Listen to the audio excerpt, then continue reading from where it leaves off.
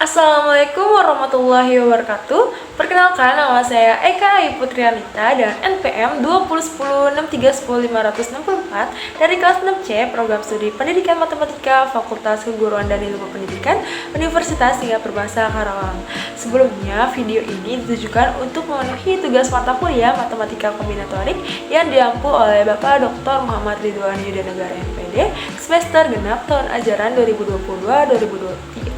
Nah, pada kesempatan kali ini saya akan menjelaskan mengenai pigeonhole principle atau yang kita sebut dengan prinsip sarang merpati. Bagaimana ya teorema prinsip sarang merpati? Yuk kita simak videonya. Let's go!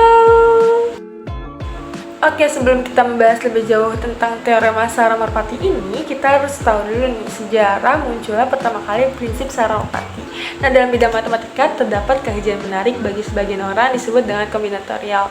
Dalam bidang kombinatorial ini terdapat sebuah prinsip yang dikenal sebagai pigeonhole atau prinsip sarang merpati. Prinsip sarang merpati ini pertama kali dikemukakan oleh matematikawan Jerman bernama Johann Peter Gustav pada tahun 1834. Oleh karena itu, prinsip ini juga dikenal sebagai prinsip kotak atau Lachy-Dirichlet. Prinsip pigeonhole ini muncul dari masalah jumlah burung merpati dan sarangnya. Intinya, prinsip ini menyatakan bahwa jika jumlah burung merpati lebih dari jumlah sarangnya, maka setidaknya ada satu sarang yang berisi lebih dari 2 ekor burung merpati. Prinsip sarang merpati ini hanya memberikan informasi tentang objek-objek yang ada, tanpa memberikan petunjuk tentang bagaimana sih mencari objek tersebut atau berapa banyak objek tersebut dalam satu sarangnya. Bunyi dari teorema prinsip sarang merpati ialah jika n+1 atau lebih objek ditempatkan dalam n buah kotak dengan n elemen dari bilangan asli, maka paling sedikit terdapat satu kotak yang berisikan 2 atau lebih objek. Di sini sebagai ilustrasinya terdapat 4 burung merpati dan hanya 3 sarangnya. Lalu ada kemungkinan yang terjadi bila burung merpati tersebut dimasukkan ke dalam 3 sarangnya.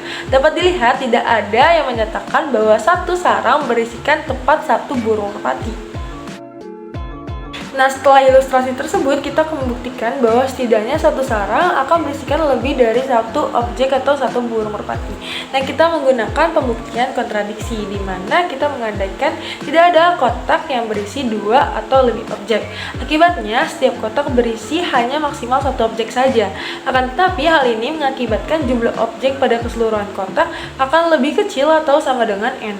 Hal ini bertentangan dengan pernyataan awal bahwa terdapat n+1 objek, sehingga pengandaian awal salah. Jadi benar bahwa terdapat paling sedikit satu kotak yang berisikan 2 atau lebih objek.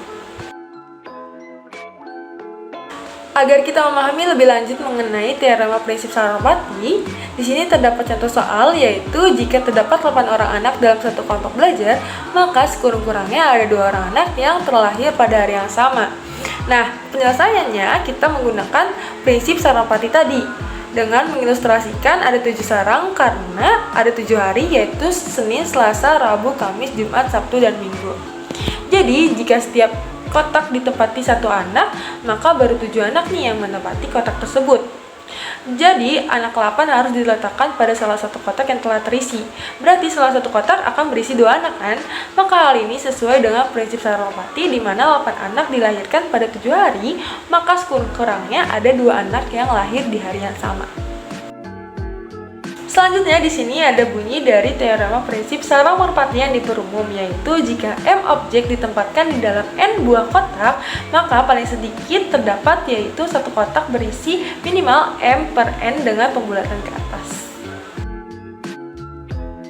Oke, di sini ada contoh soal, yaitu jika di dalam kelas matematika kombinatorik terdapat 18 mahasiswa, maka paling sedikit mahasiswa yang berzodiak sama adalah 2.